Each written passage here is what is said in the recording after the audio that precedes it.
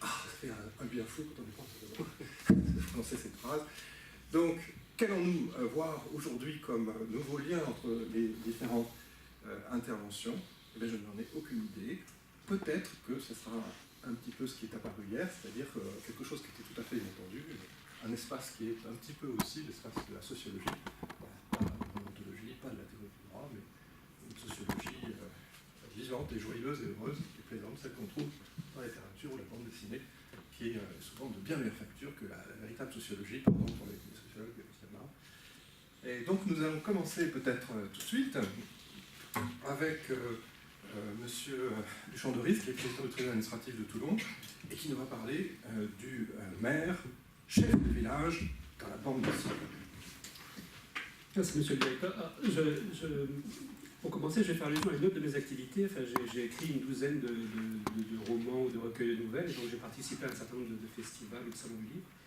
Et à chaque fois qu'on me demandait quels étaient les auteurs qui m'avaient inspiré, qui m'avaient structuré, etc., je citais des auteurs comme Huysmans, Georges Perec, Julien Gracq, Chateaubriand. Enfin, dans les moments d'euphorie, j'avais l'audace de dire que j'étais aussi inspiré par des auteurs de science-fiction comme Philippe Cadic ou des auteurs de romans policiers comme Chandler ou Manchette, etc.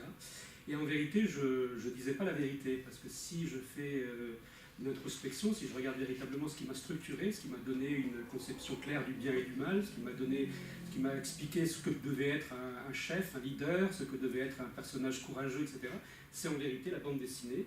J'ai été un grand lecteur de Spirou et de Tintin quand j'étais très jeune. Plus tard, j'ai lu Pilote, les Fluides glaciales, L'écho des savanes, etc.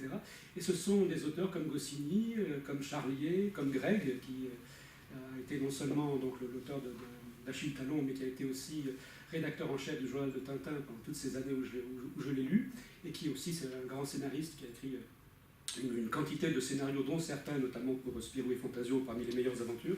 Bref, ce sont ces gens-là qui ont structuré ma pensée, et y compris en tant que juge administratif. C'est-à-dire, je pourrais là aussi citer Oriou, citer Vedel, citer Lobadère, mais en vérité, peut-être que je devrais citer Goscinny et Greg pour m'avoir inspiré tout cela. Alors, cette année, une des matières principales du juge administratif, ça a été les élections municipales. Et donc vous devinez comment sournoisement le sujet de ce colloque m'est venu à l'idée. La question, c'est de savoir dans quelle mesure les électeurs, dans quelle mesure les élus, dans quelle mesure les juges qui ont été amenés à juger de ces élections municipales, dans quelle mesure ont-ils été inspirés, structurés par les bandes dessinées qu'ils ont lues quand ils étaient jeunes. Et donc je me suis donc intéressé à cette question. Alors à vrai dire, le maire en tant que tel, comme le juge administratif, comme le préfet, on en parlait à l'instant, est rarement un héros de bande dessinée en tant que tel. Mais il en va différemment du chef de village. Et donc c'est donc cette conjonction maire-chef de village que je vous propose d'explorer. Alors à vrai dire, le village est rarement, ou la petite ville est rarement le champ d'intervention des personnages de bande dessinée. Vous avez souvent, c'est le monde qui intéresse les personnages de bande dessinée. L'exemple type, c'est Tintin qui parcourt le monde, et il y a très peu de villes. Le château de Moulinsart n'est pas véritablement dans une ville. Vous avez beaucoup de héros dont le champ d'intervention est intra-urbain, c'est-à-dire que ce sont les bas-fonds, les mauvais quartiers. Mais il y a trois grandes bandes dessinées, parmi celles qui m'intéressent, c'est-à-dire celles qui sont susceptibles d'avoir un peu structuré l'imaginaire des uns et des autres. C'est d'une part Astérix et Obélix, bien sûr, avec le village gaulois et le maire chef de village qui est à Paracossix. Il y a donc le village Schtroumpf avec le grand Schtroumpf, et un peu moins présent, mais qui est présent dans un certain nombre d'aventures, le village de Champignac en Cambrousse, avec le maire de Champignac, qui présente un certain nombre de caractéristiques. Alors, je vais vous présenter rapidement ces personnages, et puis ensuite on verra donc le premier personnage, peut-être c'est pas ça. Voilà, le premier personnage. Celui qui est peut-être le moins connu, c'est le maire de Champignac en Cambrousse, qui est un personnage donc de la série Spirou et Fantasio, qui apparaît pour la première fois en 1951. Dans l'album, il y a un sorcier à Champignac. Alors, il sera tardivement pourvu du nom de Gustave Labarbe. Il est célèbre, comme on le verra, pour ses discours. Il est également un mégalomane, et il est toujours inquiet des expériences menées par le comte de Champignac. Le second personnage, vous le connaissez peut-être un peu plus, c'est le grand Schtroumpf, qui apparaît pour la première fois en même temps que les autres Schtroumpfs dans un album de Join et Pierre-Louis qui s'appelle La flûte à six Schtroumpfs. C'est le doyen du village, il a 542 ans, là où les autres Schtroumpfs sont des petits genoux d'une centaine d'années. Et on verra qu'il y a notamment un essai qui est paru en 2011, un essai de M. Antoine Bueno, qui est maître de conférence à Sciences Po, qui a écrit un peu le petit livre bleu, et qui décrit le Grand Schtroumpf comme étant le chef d'un village utopique mais communiste, et notamment il le compare à Joseph Staline. On verra bien sûr la pertinence de cette comparaison. Enfin, le dernier personnage, donc, c'est Abraacoursix, le chef du village gaulois d'Astérix et Obélix. Il a succédé à son père, même si dans certaines aventures il est réélu, le combat des chefs fait qu'il est réélu, et voilà. On sait depuis le bouclier Arverne qu'il a participé à la guerre des Gaules dans l'armée de Vercingétorix, et il a donc notamment combattu à la bataille de Gergovie et à la bataille d'Alésia en moins 52 avant Jésus-Christ. Il est marié à Bonne-Mine, qui lui mène la vie dure, et là encore, je m'inspirerai notamment d'un certain nombre de thèses qui ont été écrites par un spécialiste d'Astérix qui s'appelle Nicolas Rouvière. Je cite ses ouvrages. Les ouvrages sont parus au PUF. Il y a Astérix sous les lumières de la civilisation, Astérix sous la parodie des identités, et Astérix et les deux corps du roi, la parodie d'un mythe fondateur de l'État. Voilà.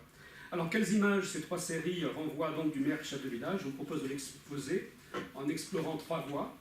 Le personnage du maire chef de village, dans une première partie. Ensuite, on verra la pratique du pouvoir par le maire chef de village. Et enfin, les fonctions assignées au maire chef de village. Alors, le personnage du maire chef de village, je ne vais pas trop m'attarder sur les caractéristiques physiques. Abraacoursix, c'est le bon exemple. Tous ces personnages ne sont pas des canons de beauté. Ils sont tous un peu ventrus, un peu chevelus, un peu poilus, disons.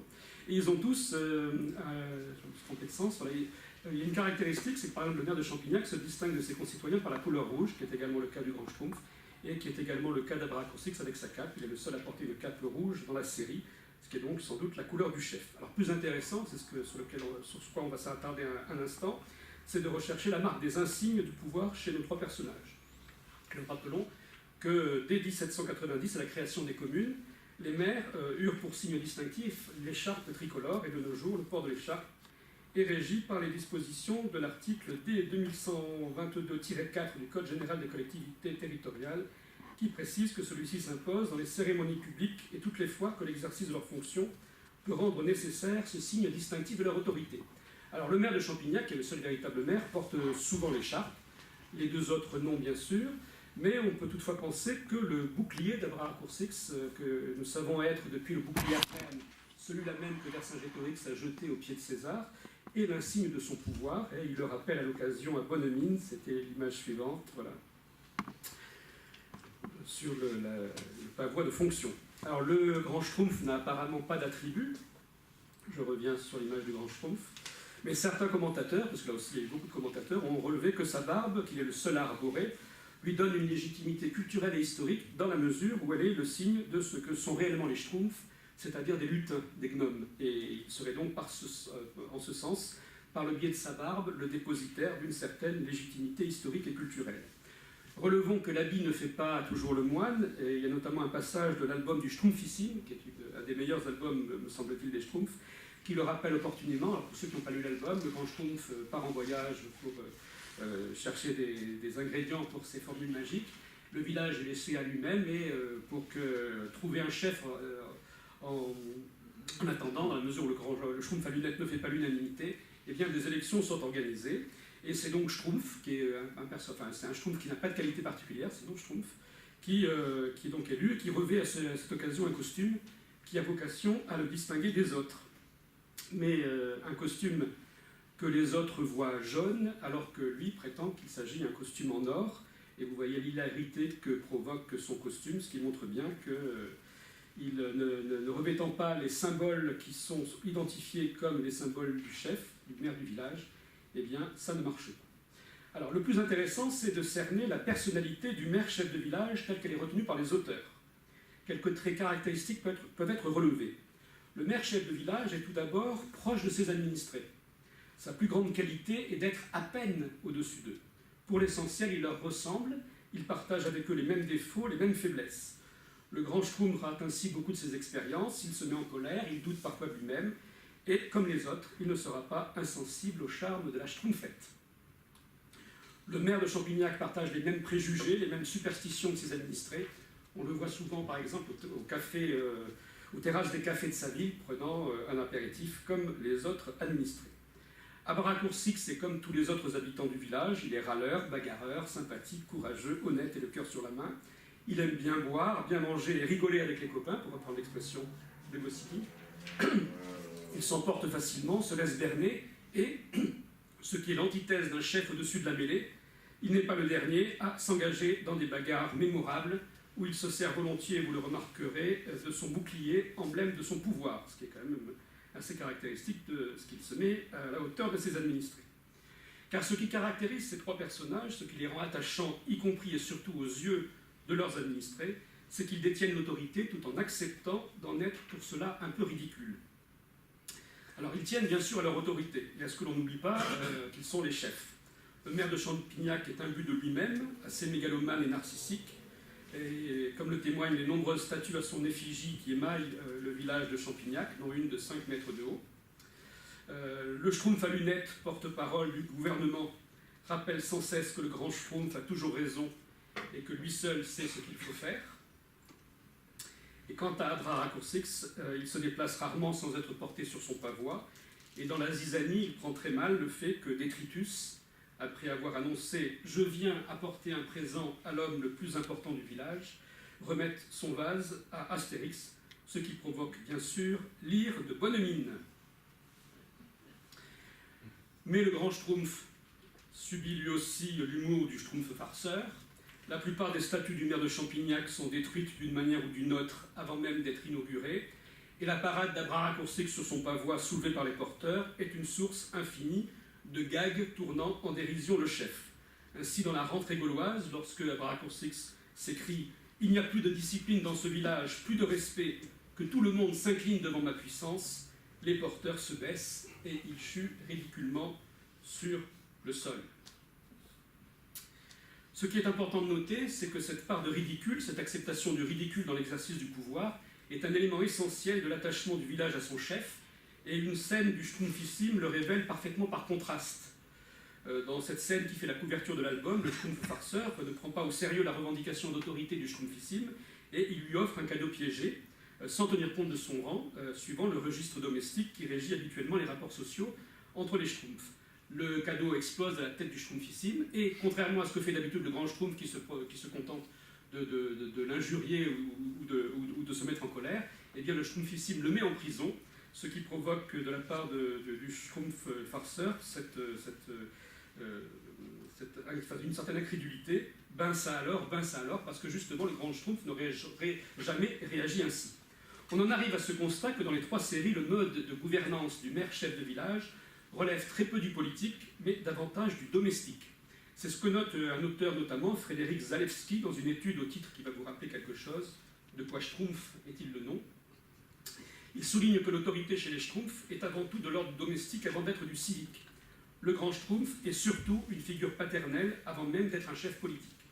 Et on pourrait en dire autant avec quelques nuances d'Abracoursix et du maire de Champignac, la tendresse débonnaire que leur portent leurs concitoyens, l'absence de contestation de leur position de chef du village, mais en même temps le manque de sérieux avec lequel on accueille leurs manifestations d'autorité, rappellent des rapports fils-père.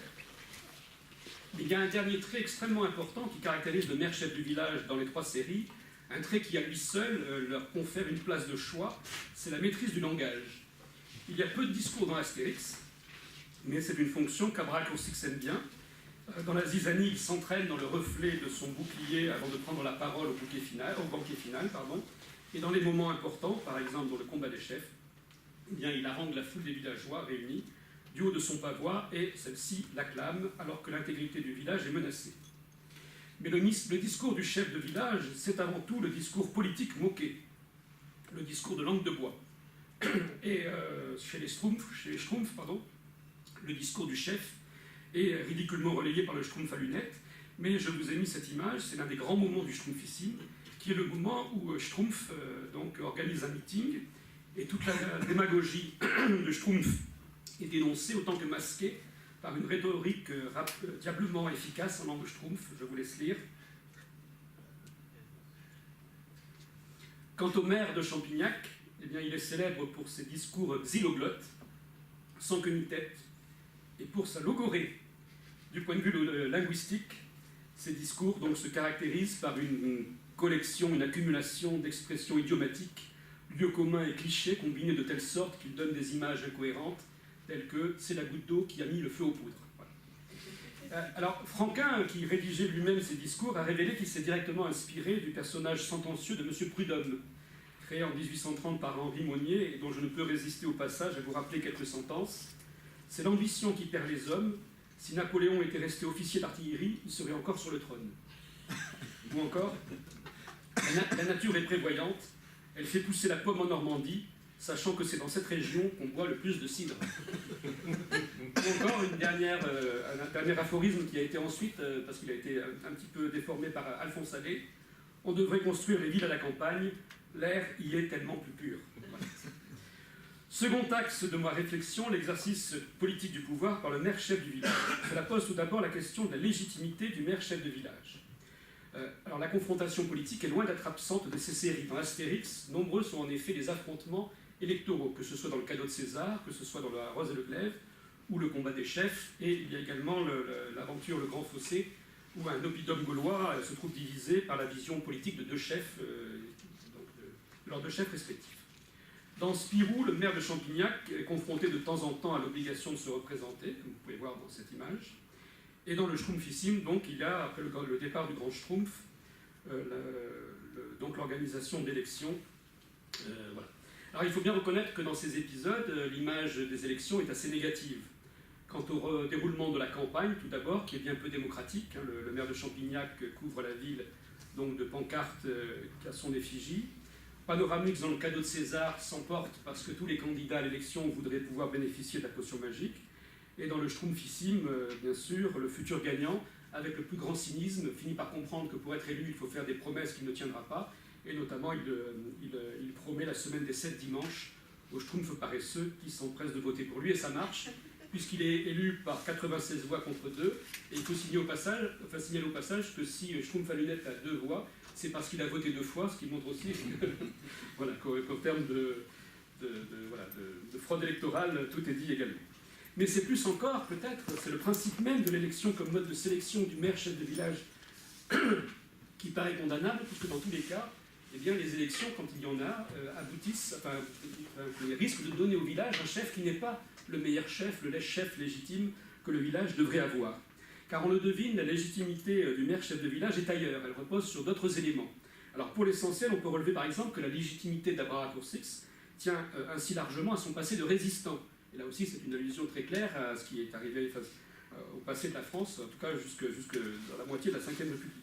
Il a combattu les Romains aux côtés de Vercingétorix. Il pavoise donc sur le bouclier de son chef. Il symbolise ainsi l'honneur national, ce qui le conduit, bien sûr, à une curieuse amnésie au sujet d'Alésia. La légitimité du grand Schtroumpf est plus complexe, elle tient à son âge et à la maîtrise de la magie. Alors, il y aurait beaucoup à dire, je n'ai pas trop le temps dans cet exposé, sur les rapports entre le pouvoir politique et le pouvoir scientifique. Dans les 3 séries, avec le comte de Champignac par rapport au maire de Champignac, avec Panoramix par rapport à Abracoursix, et avec la figure du grand Schtroumpf, on a un équilibre des pouvoirs entre le pouvoir scientifique et le pouvoir politique qui serait intéressant d'explorer. Abordons également les rapports avec le pouvoir central, les rapports entre notre maire chef de village et les représentants de l'État. Alors le maire de Champignac, notre seul vrai maire, doit tenir compte dans la gouvernance de sa ville de la place que tient localement le préfet, et il le salue à l'occasion dans son style inimitable. Je le lis, et je suis heureux d'être aujourd'hui présent parmi vous, parmi toutes ces magnifiques bêtes à cornes, à la tête desquelles monsieur le préfet nous fait l'honneur de s'asseoir. Aucune contrainte de ce type, a priori, chez le grand Schtroumpf, mais on y relèvera toutefois la place qui tient le grimoire, autrement dit le livre, autrement dit la loi. Le grand Schtroumpf est soumis aux prescriptions de ce code particulier qu'est son grimoire, qu'il est tenu de respecter à la nuance près, sous peine de se voir châtié immédiatement. Le contrôle de l'égalité n'est pas loin. Pour Abracoursix, la figure du pouvoir central prend un double visage. En premier lieu, comme le relève Nicolas Rouvière dans son ouvrage précité Astérix ou la parodie des identités, la crainte, rappelée sans cesse par le chef du village que le ciel lui tombe sur la tête, participe à la limitation des pouvoirs, comme une sanction supérieure toujours possible, venant sanctionner une infraction aux lois divines. Mais plus encore dans Astérix, c'est la figure de César, omniprésente dans les albums, qui incarne le pouvoir central. Or, si César est copieusement critiqué et moqué en tant que tyran autoritaire, il est en même temps relativement respecté en tant que figure historique de grand législateur, posant un certain nombre de principes modernes et embrassant une vision de l'histoire. C'est un véritable homme d'État, capable de clémence, et un véritable respect s'est établi au fil des épisodes entre César et Abracurcix et Astérix. Voilà.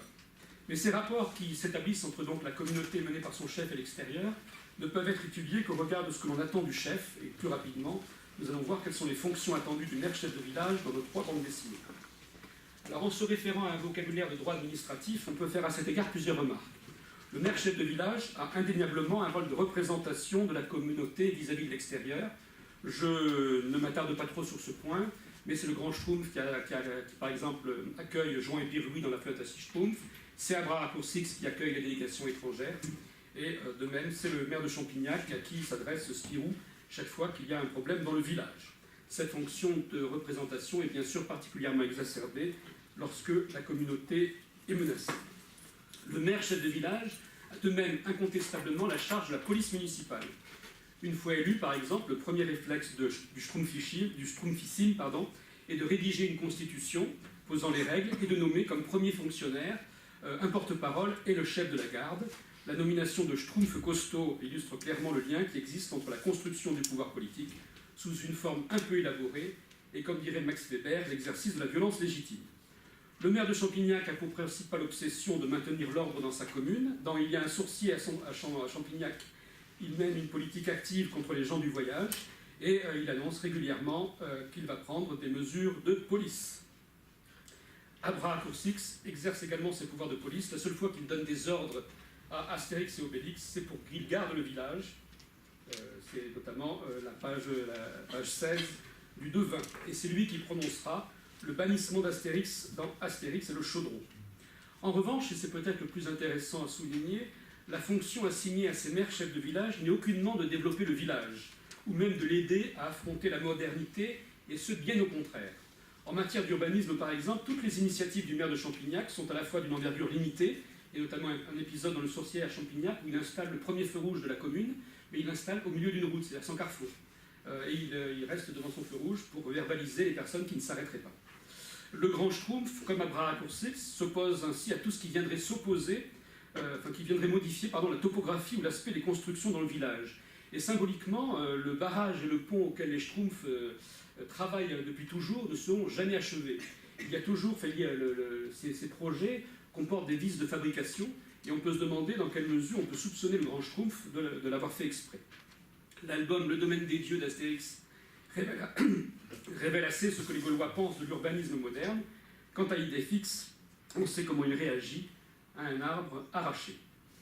D'une façon plus générale, on peut relever que l'empire romain auquel s'oppose le village est une figure de l'État moderne, qui rappelle bien entendu la France des années 60-70, avec ses grandes administrations, ses grands ensembles, son réseau de communication et ses institutions culturelles.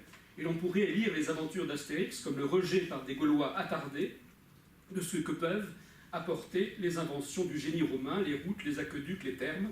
Dans le complexe d'Astérix, publié en 1985, Alain Duhamel voyait dans le village fortifié, cerné par la mer et par les légions romaines, le refus de la société française de s'insérer dans une mondialisation perçue comme dangereuse et destructrice.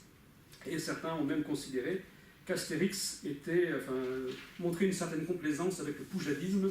Et il est vrai que s'agissant par exemple du paiement de l'impôt, Abracurcix, il y a ce passage où Abracurcix dit « Un jour, un collecteur d'impôts est venu, depuis nous sommes dispensés d'impôts », et ça fait rire tout le village.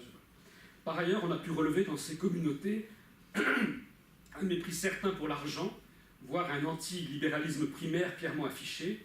César l'affirme dans la Zizanie, je le cite, « L'or n'intéresse pas ces barbares, sinon ça fait longtemps que la potion serait dans le commerce. » Et l'album Obélix et compagnie est hautement symbolique du rapport plus que conflictuel qu'entretiennent les Gaulois avec l'argent et le capitalisme. Voilà, les prix ont monté, tout ça. Pour le village de Schtroumpf, c'est encore pire. Selon Antoine Bueno, qui a publié le Petit Livre bleu, la société des Schtroumpfs est typique d'une société, d'une utopie soviétique. Chacun est habillé de la même façon, vit dans une maison champignon de taille égale à celle de son voisin, exerce le métier le plus adapté à ses facultés. Une société donc collectiviste et égalitariste, gouvernée par le petit père des peuples, vêtu de rouge et omniscient, qui rappelle Staline et qui est le grand Schtroumpf.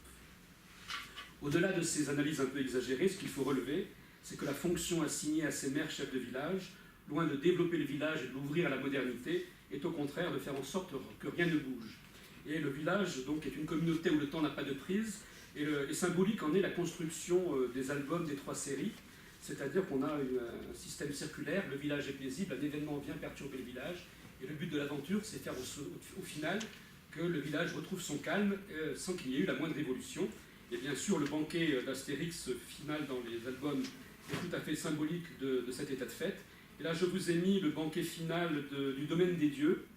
Alors, je ne sais pas si vous arrivez à lire, mais la fin du graphique, c'est de dire « Et non loin des ruines romaines, dans une vraie clairière de la forêt, donc, nos Gaulois réunis pour un de leurs traditionnels banquets célèbrent une nouvelle victoire, une victoire sur les Romains, une victoire sur le temps qui passe inexorablement, ce qui montre bien qu'il s'agit de lutter contre l'évolution des choses. » Alors, en conclusion, de quel bilan tirer de l'analyse du maire chef de village dans les 3 bandes dessinées, objet de cette étude?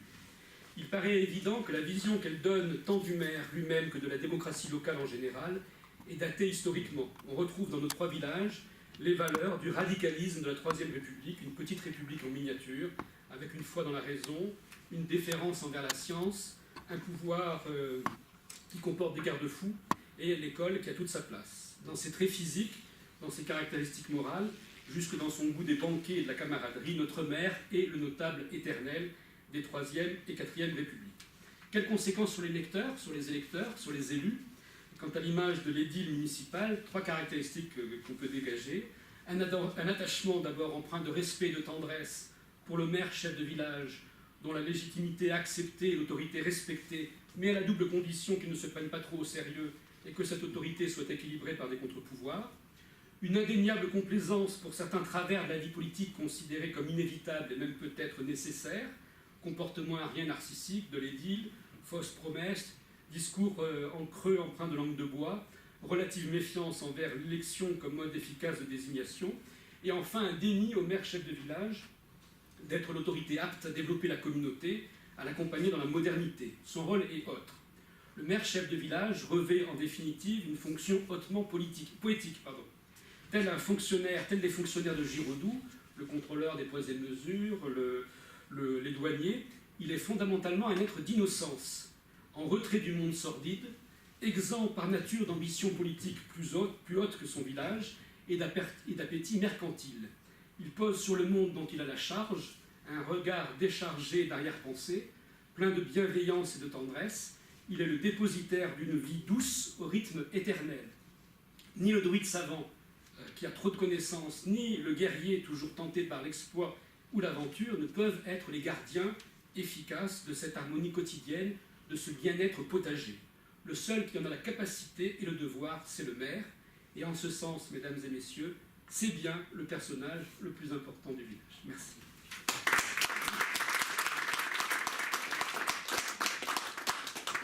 Bien, merci beaucoup. Alors merci parce qu'en fait, vous articulez une vraie théorie politique. Je ne pensais pas que ce serait aussi sérieux, donc c'est très très sérieux, avec un fondement du droit et du pouvoir qui serait dual. Le premier fondement, peut-être le plus important, c'est le ridicule. Voilà, vous articulez une théorie du pouvoir comme ridicule.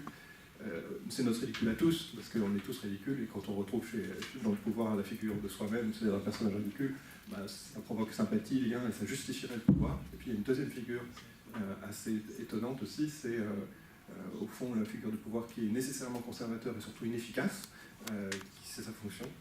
C'est presque du Ripper, mais beaucoup plus drôle que Ripper, qui n'était pas un personnage drôle du tout. J'ai une petite question, parce que vous faites une description très tendre de ce personnage. Moi, je me suis demandé, après tout, un magistrat, il y a 2 significations. C'est aussi le juge au sens... est-ce que c'est un autoportrait?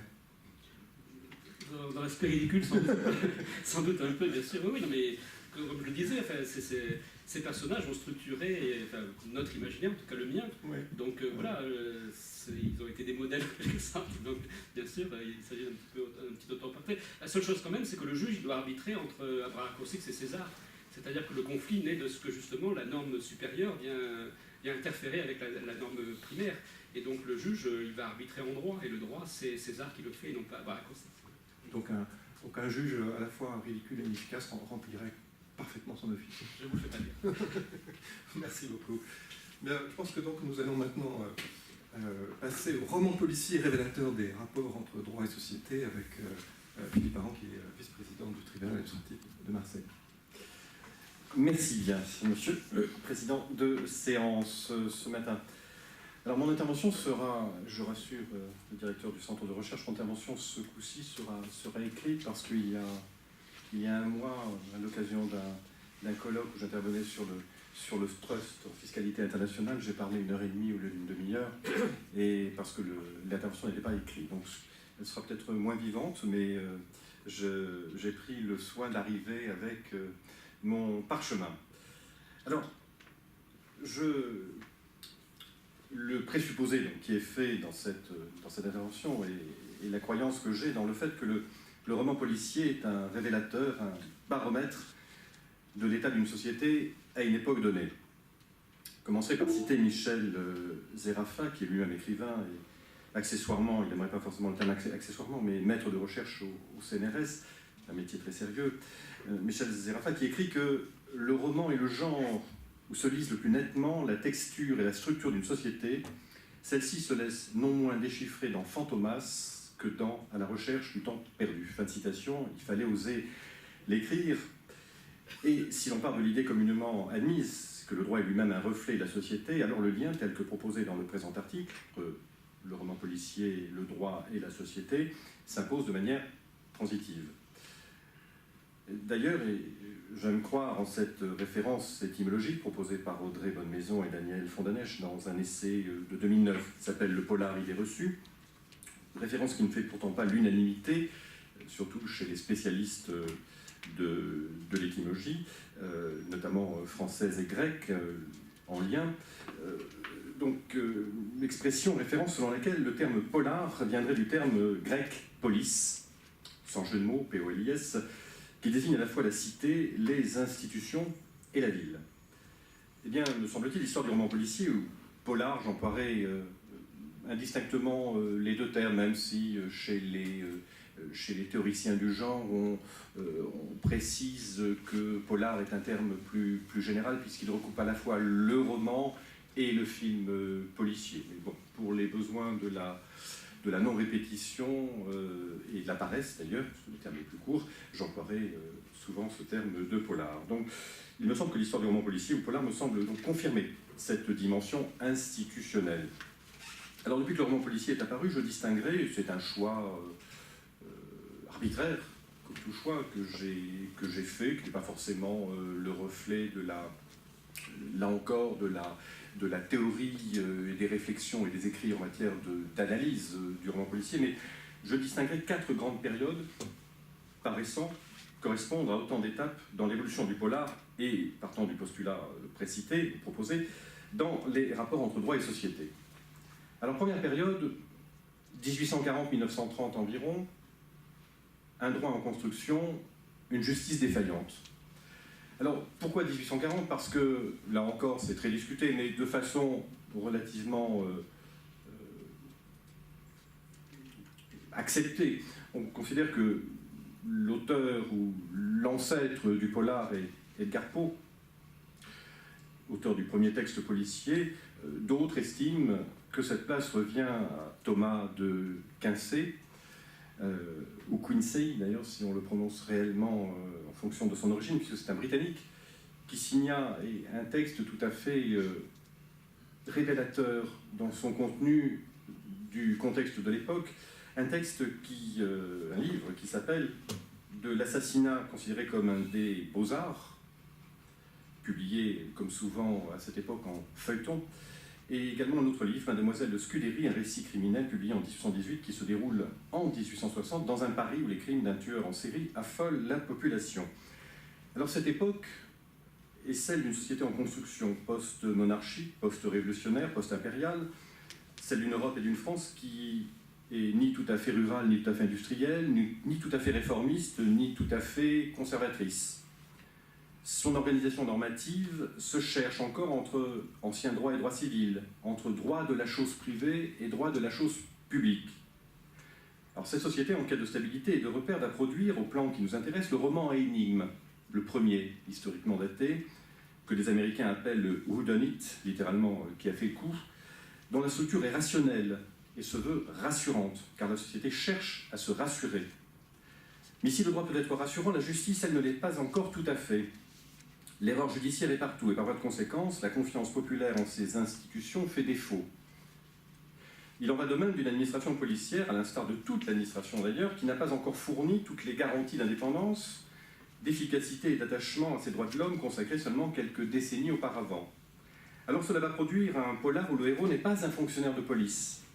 Avec Edgar Allan Poe en Grande-Bretagne et Émile Gaboriau en France, le roman policier met en scène des personnages en révolte, parfois réels comme Lassner, Cartouche, Marie Jacob, Vidocq, ou alors fictifs comme Edmond Dantès, Vautrin, Javert et Valjean, Jean Valjean. Constatons à quel point il est frappant que ces personnages, enquêteurs privés, aient quasiment tous été victimes d'erreurs judiciaires avant que d'embrasser la carrière de collaborateurs occasionnels du service public.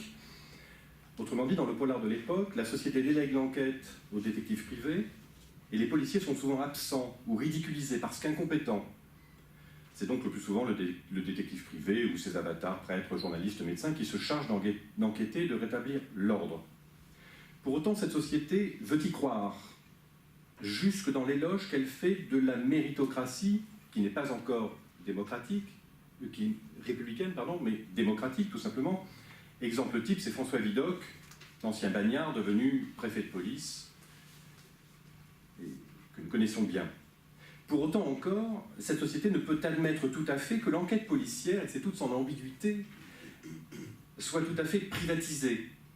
À l'époque où, il est amusant de le constater, le Conseil d'État est en train de construire sa grande théorie du service public.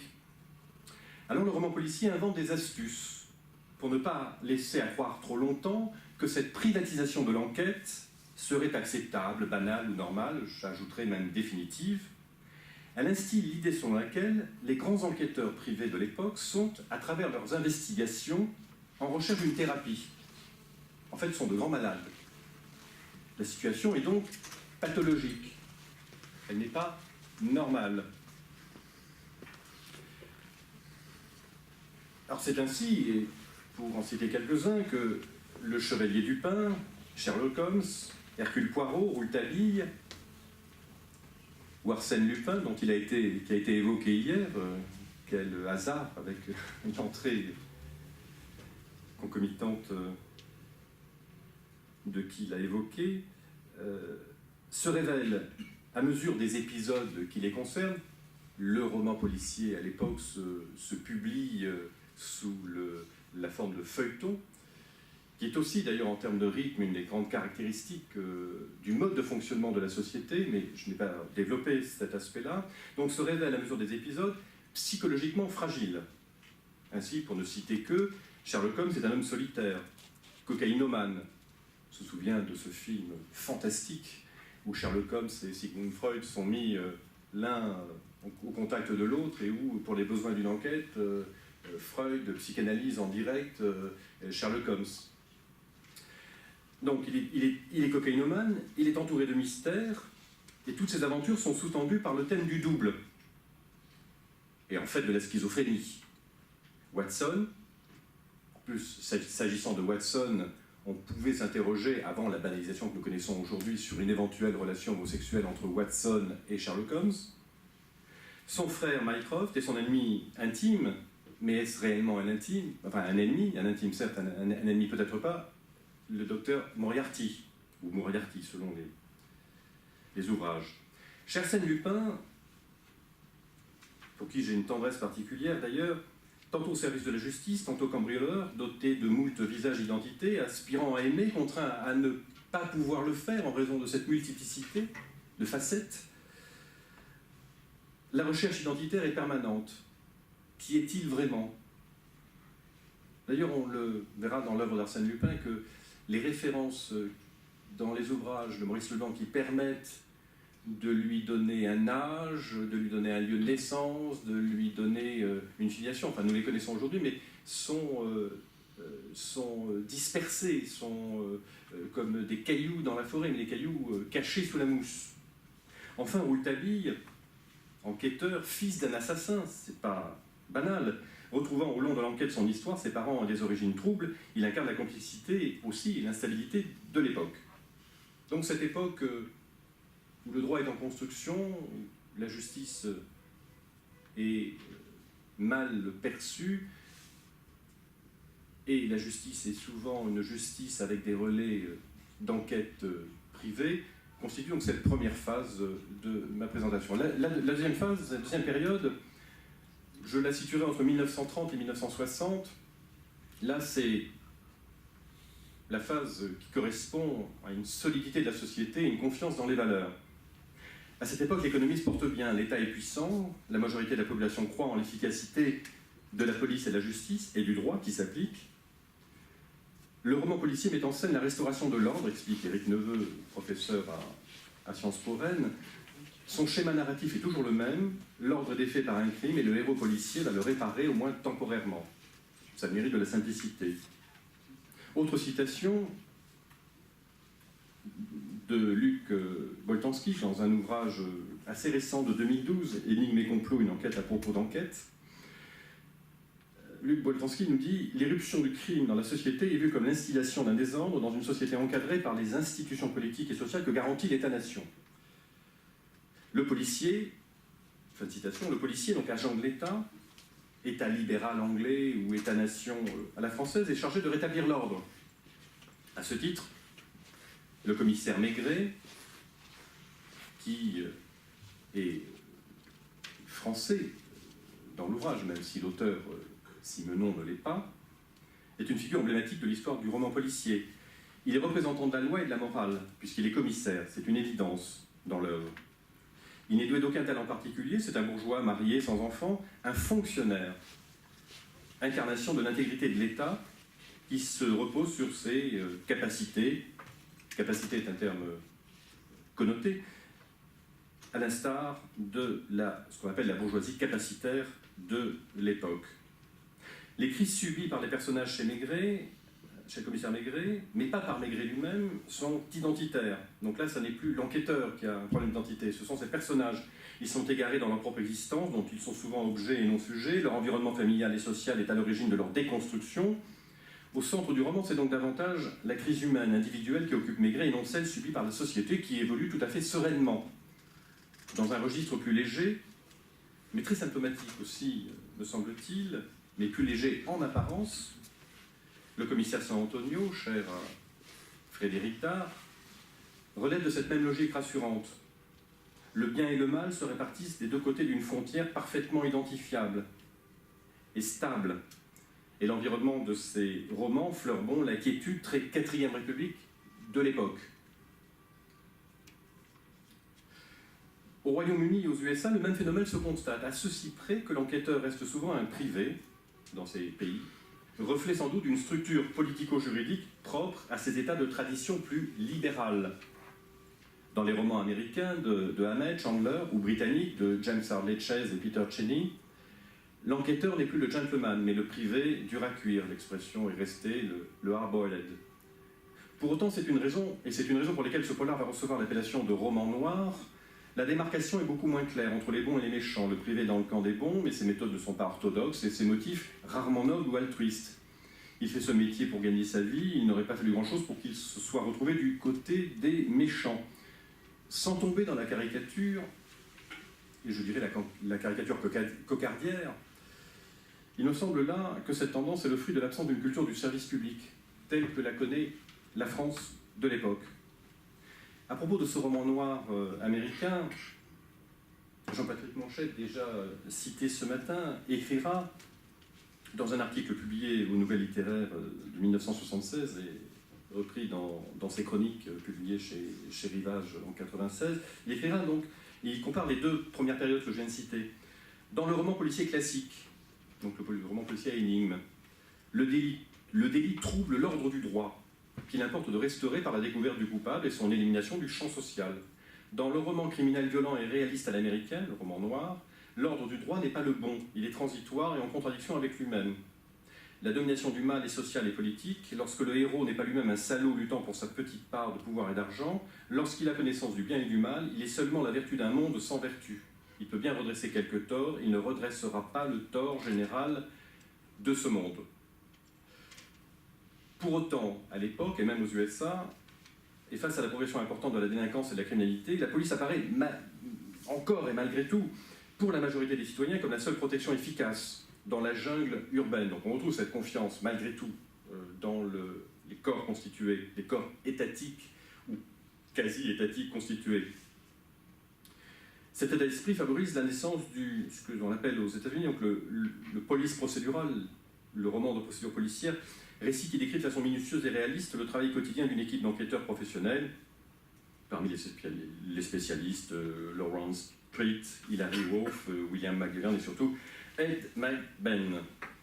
Voilà donc pour cette période, cette seconde période que je vois finir dans les années 1960, donc une société relativement confiante en son avenir, une société stable, solide, où le criminel ou le pathogène est marginal et qu'il convient de l'éliminer, mais c'est la sphère publique qui se charge de l'éliminer, la sphère publique qui, elle, ne souffre pas d'état d'âme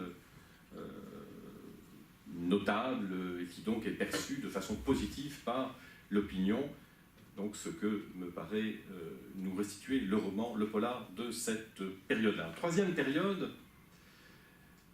là il y a un terme qui la caractérise dans l'histoire du roman policier, c'est le néopolar, et la naissance d'une culture du contre-pouvoir. 1960-1990. En 1966, Francis Rick crée un personnage nouveau, marginal et contestataire, en proie au doute et à l'utopie dans le livre Opération Milibar. 5 ans plus tard, le colossal, l'incontournable Jean-Patrick Manchette publie l'affaire Engustro, inspiré par l'enlèvement à Paris du leader de l'opposition marocaine Mehdi Ben Barka. Et Nada, en 1972, une réflexion sur le terrorisme gauchiste,